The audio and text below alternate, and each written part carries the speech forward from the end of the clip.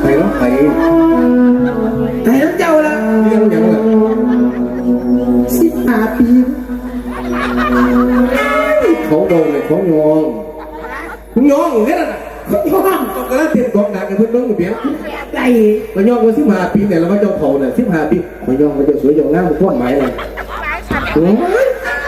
มาทำกันกันเพราะท่านท่านรวมกันด้วยครับวันนี้ใจเนาะวันฟาดเขาสนุกก็ลงไปบอกว่าเป็นก็กันดีใจกองยาของสักคนดีใจมากนะมาเราไม่ได้ที่พ่นนะ15 ปีเนี่ยเขาลองเงินเลยเอาเลยอาจารย์